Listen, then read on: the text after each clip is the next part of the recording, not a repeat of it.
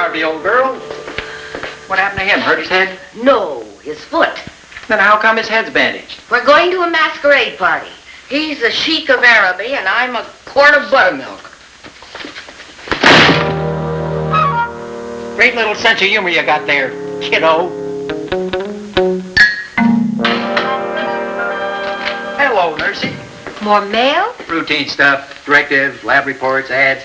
Say, but did you folks hear the news about old Ned Roth? Who? Ned Roth. Used to be senior auditor in purchasing. He died Sunday night. Oh, that's too bad. I'll say. He just got his driver's license renewed. Hey, Baker. Yes, Doctor. Hi, Doc. What is this about Jake Drew still being out? Yeah, I happen to know Jake's better, but he wants to stay in bed another day to finish up the medicine that he has left over.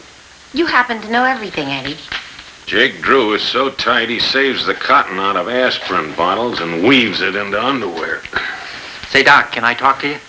Not unless it's important, which considerably limits the possibility that we will have a conversation. Doctor is busy, Eddie. Perhaps some other time. The patient is resting comfortably, Doctor. Don't you nurses ever report that a patient is resting uncomfortably?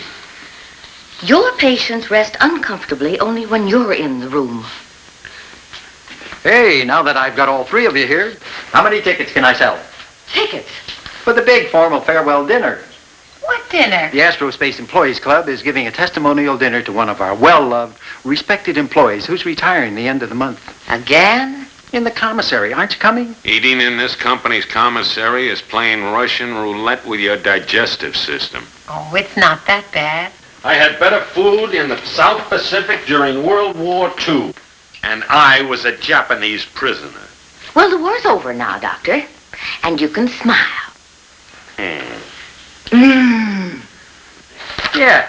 So, how many tickets can I sell? $5 each. Julia? All right. I'll take one. Anna? It's worth $5 to get rid of you. Well, that leaves you, Doc. How many? You're wasting your time, Edson. In addition to my monumental disinterest in your busybody activities, I am also the Jack Benny of the medical profession. Here you are, Eddie. You're a princess, Julia. And Yarby, you're all heart, too. Tell that to my girdle. Who is this well-loved, respected person who's retiring? Yes, who? Me.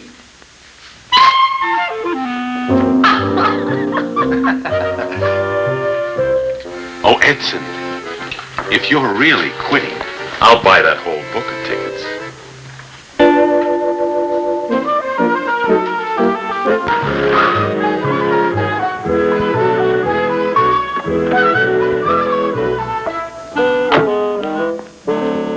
Well, hello. What are you boys doing? Mom, look at these kittens. Oh, aren't they sweet? This guy's name is Cliff. He's selling them for 25 cents. Well, that's pretty cheap, Cliff. My mean, skinny sister told me if I can't sell them, drown them. Oh, that's terrible. Can we have one, Mama? Well, we certainly can't let him drown them. How many do you have, young man? 4. 4. Why don't we take them all? Oh, boy! Corey, you and Earl take the box upstairs. And here, Cliff, here's $1. If you want the box too, it's 10 cents extra. Well, you're quite a businessman. Yes, ma'am. I'm planning on becoming a millionaire. Mm-hmm. I think you'll make it. If my mean, skinny sister's old cat keeps on having kittens, I will. Whoa.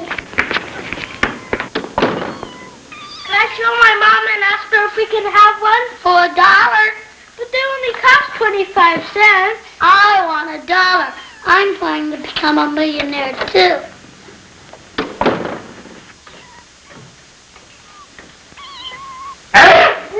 Bless you, Mr. Cooper. Thank you, and good evening.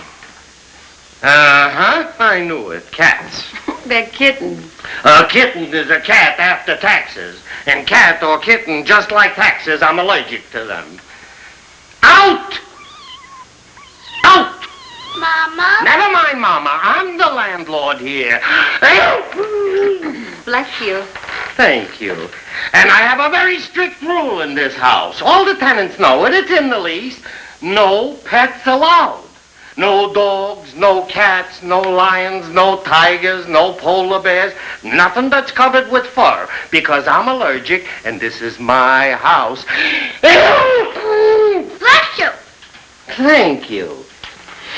So, out with the kitten cats and no arguments. I'll keep them in my car tonight, and tomorrow I'll take them to work. Kittens can't work. No, and I'm sure I can find homes for them among the people at the plant. Oh. I don't bless you. Corey. I don't thank you. That's it, Mr. Flywheel. The last of the litter. Well, the mice at my house are getting pretty lonesome. I'll take her. Does she have a name? I suggest you call her Ralph or Sydney. Meow, goodbye, Ralph Sidney. Goodbye, Ralph, Sydney.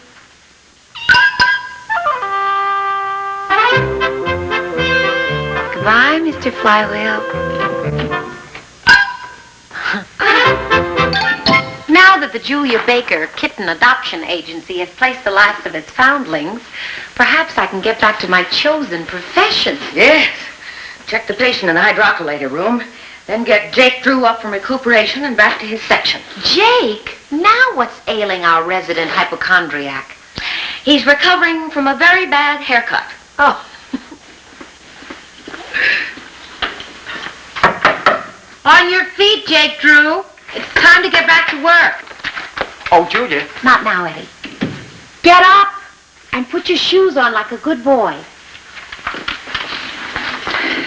These are for you. What's that? Lemons. Did Mrs. Yarby order lemons? She doesn't need lemons with that sourpuss. They're for you to take home. I grew them in my backyard. How thoughtful of you. Oh, I didn't grow them myself, you understand, but my tree did. How thoughtful of your tree. Thanks, Eddie. Just put them on my desk, please.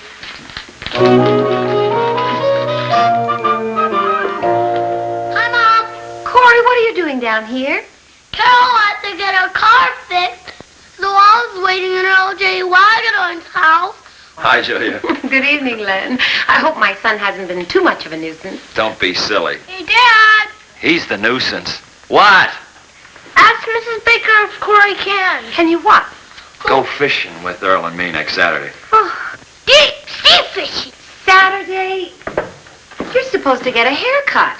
Well, he can get that in the morning, can he? We won't leave till 11. The half-day boat out of Santa Monica sails at noon, and we'll be back by 5. With lots of fish. Very well. On one condition. What? That you don't bring back lots of fish. Happy Friday, Doggy Walkie. Edson!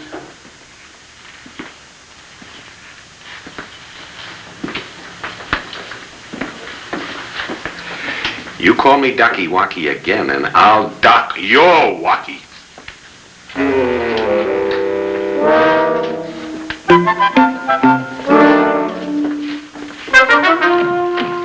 Well, how pretty. Oh, about time you noticed. I meant the flowers.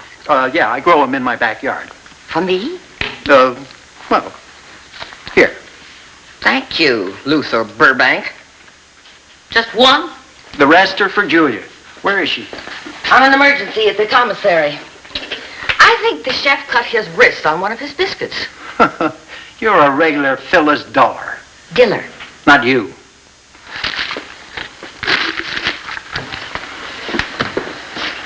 Oh, and another thing. Call maintenance. Have those dripping water faucets repaired over the weekend.